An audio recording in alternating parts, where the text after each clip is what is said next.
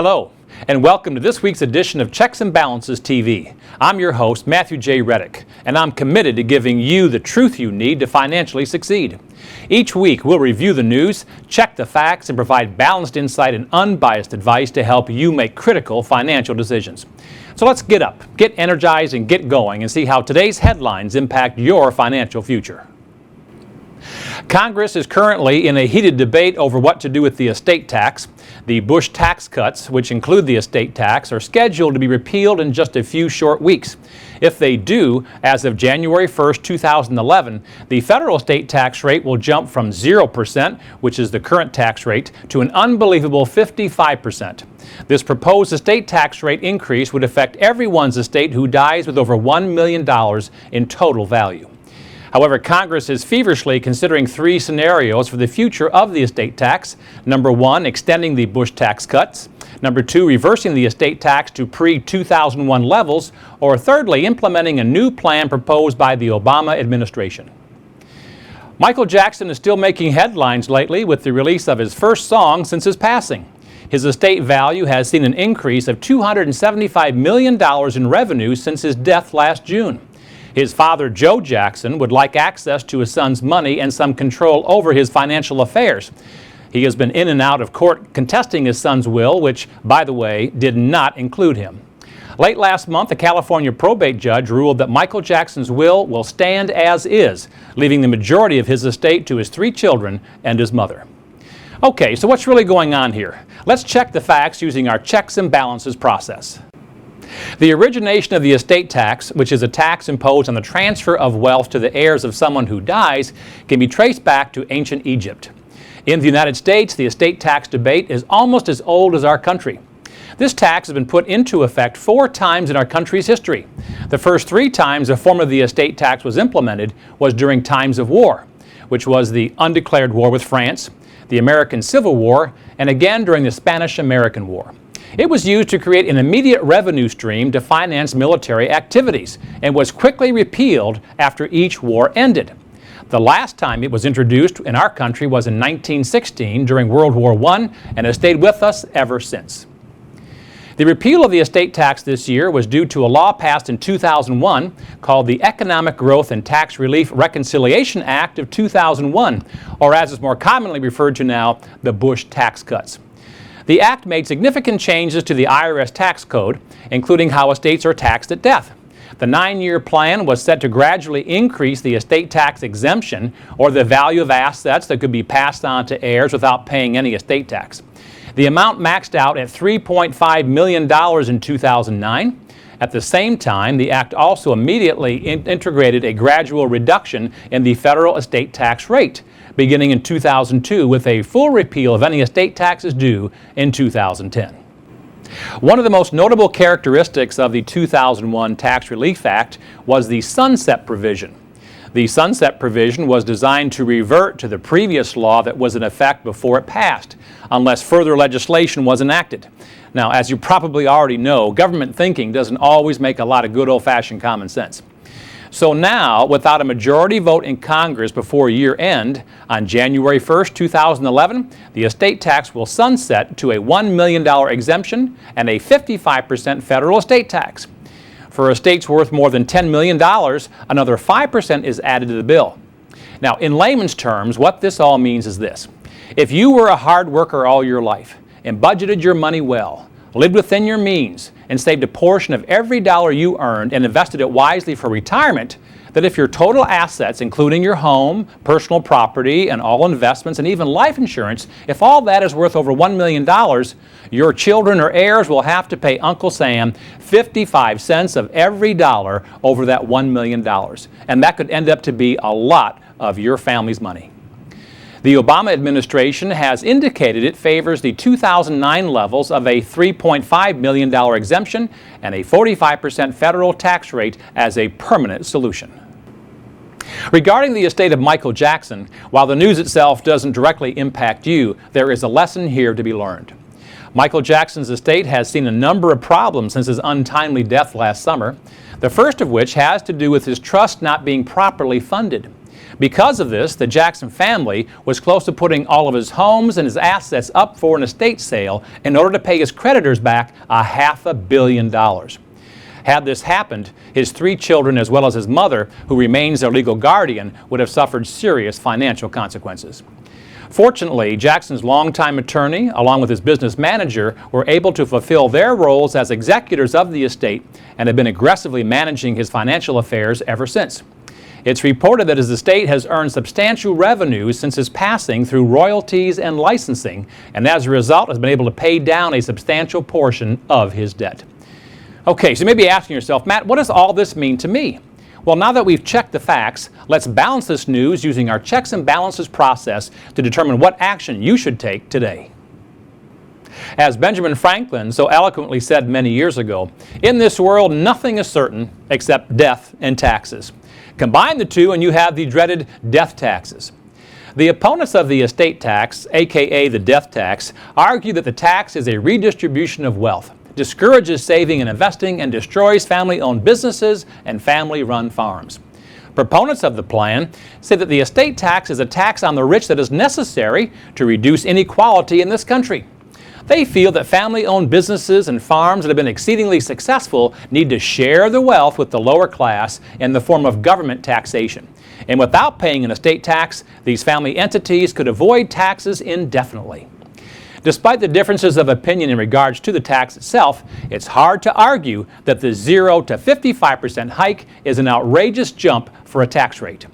Even the proposed 45% still seems very high. However, it's actually the lowest tax we've seen outside the Bush tax cuts since 1932. But if Congress doesn't act fast, even middle-class households might soon be facing the dreaded death tax. In the case of Michael Jackson, the lesson to learn here is to finish what you started for the benefit of your family. While Michael had good intentions, his estate planning mistakes almost cost his beneficiaries millions upon millions in future earnings. While their financial fortune or nearly misfortune is much greater than the average American, they were very close to losing it all. It's not enough to simply start an estate plan. It needs to be completed, signed, and executed. And even though we all think we have lots of time to take care of these end-of-life details, some of us have less time than we think.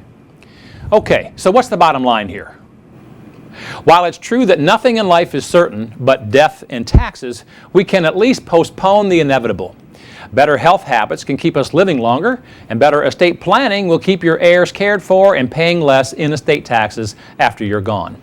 And no matter what side of the argument you're on, I would find it hard to believe that anyone would want 55% or more of their family's estate to go to the government in taxes, which, by the way, is due within 9 months of the DOD. What's DOD? Date of death. While it may take an act of Congress before the end of the year to finalize a new federal estate tax rate and exemption amount, you can take charge of protecting and preserving your family's future now by developing an estate plan as soon as possible. In this week's CBTV poll, we asked Americans an important question. What steps have you taken to protect your estate after your passing? The options were A, I've written a will, B, I've created a revocable living trust, C, I've spoken with a financial advisor and or estate planning attorney, or D, I haven't taken any steps at all to protect my estate.